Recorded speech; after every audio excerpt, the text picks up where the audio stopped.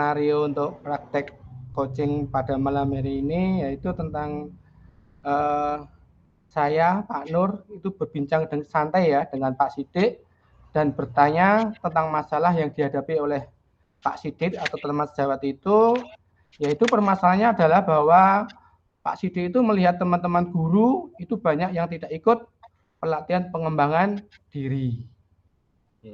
Untuk skenario-nya. Tok tok tok. Assalamualaikum. Selamat Waalaikumsalam. siang Pak Nur. Siang, Pak. Apakah saya mengganggu waktunya ini Pak Nur? Siang Pak Sidik. Wah, tidak. Dengan sangat senang hati. Monggo sini Pak. Apa yang mau dibicarakan atau diceritakan? Ya, terima kasih Pak. Duduk di mana ini Pak saya Pak? Wah, monggo yang membuat Anda nyaman Pak Sidik. Di lantai boleh. Terima kasih. Di sini aja nggih Pak. Oke, siap. Ya. Gini Pak Nur. Ye. Ini saya merasakan belakangan ini Pak Nur, banyak sekali ya teman-teman yang saya lihat itu kok kiranya malas ikut pelatihan. Entah itu pelatihan yang adakan di sekolahan ataupun pelatihan-pelatihan yang ada di LMS PKB. Gimana ya Pak Nur? Oh alah, baik. Menurut Pak Sidik, kira-kira apa ya yang bisa saya bantu? Kemudian apa ya yang ingin kita capai nanti di akhir diskusi ini Pak Sidik?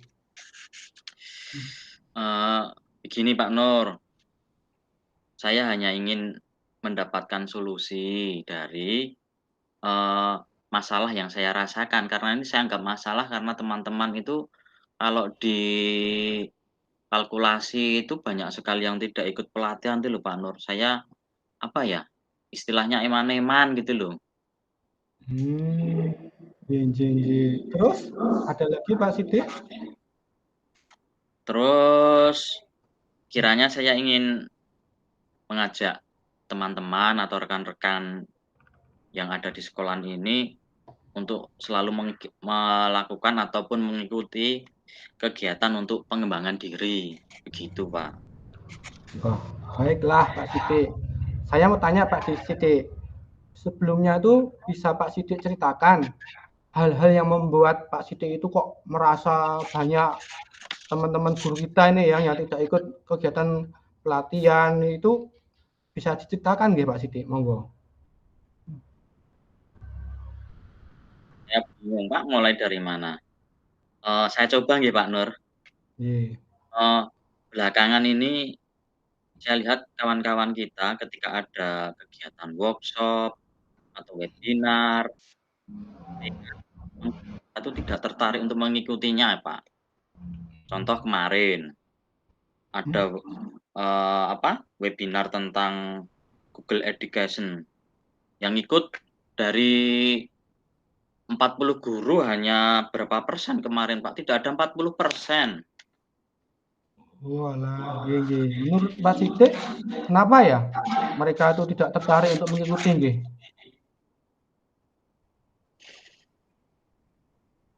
Menurut saya, mungkin karena mereka merasa sudah cukup berpengalaman, mungkin loh ini Pak. Kemudian teman-teman tidak merasa memerlukan kegiatan-kegiatan workshop seperti itu.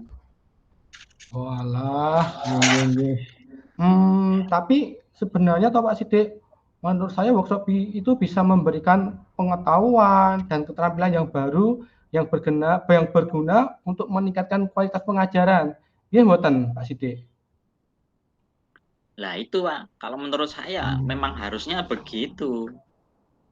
Tapi mungkin karena kurangnya motivasi atau kesibukan dari rekan-rekan kita, itu membuat mereka tidak tertarik. Mungkin ya inti.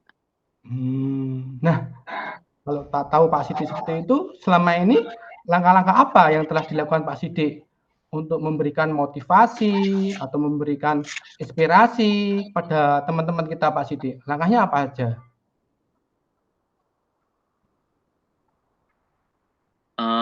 Saya baru bertanya pemahaman mereka tentang manfaat mengikuti workshop, Pak.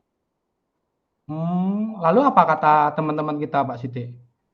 Dari beberapa teman, mereka Mhm. menjawab terlalu banyak kesibukan di rumah atau di sekolah, Pak. Jadi pekerjaan di sekolah itu juga sudah menumpuk banyak. Kemudian saya Mmm. berpikir mereka kurang motivasi juga, Pak Nur. Walah, ya. Oke, kalau itu alasannya mereka nggih, Pak Sidik. Kemudian langkah selanjutnya menurut Pak Sidik bagaimana, Pak, dengan masalah tersebut, Pak? Ya mungkin dengan memberikan informasi yang lebih jelas dan menginspirasi buat mereka. Kemudian memotivasi rekan-rekan, agar bisa mengubah cara pandang mereka tentang, workshop atau ikut-ikut pelatihan itu, Pak. Wah, bagus itu Pak Sidik, keren itu. Jadi apa rencana Pak Sidik dalam mencapai tujuan tadi itu, Pak? Kemungkinan nanti di saat rapat guru, Nggih, saya akan mengajak mereka untuk melihat manfaat, Pak, dari nggih. mengikuti workshop, mengikuti webinar, ataupun pelatihan-pelatihan, yang untuk meningkatkan kompetensi yang saya yakin nanti akan berdampak positif bagi mereka semua, Pak. Nggih. Wah, bagus itu Pak Sidik. Saya sangat suka rencana itu. Keren itu. Lalu komitmen apa yang Pak Sidik lakukan untuk menjalankan rencana tadi itu, Pak? Eee, Insyaallah besok pagi, Pak, saya akan menemui Bapak Kepala Sekolah, kemudian Nggih. menanyakan kapan ada rapat guru lagi, kemudian meminta izin kepada Bapak Kepala Sekolah untuk bisa menginformasikan tentang hal-hal tadi, Pak. Nah, wah itu bagus sekali, Pak. Setuju saya. Nah, sekarang apakah Pak Sidik juga memiliki ukuran nanti kan? Tadi kan baru menyampaikan, nggih.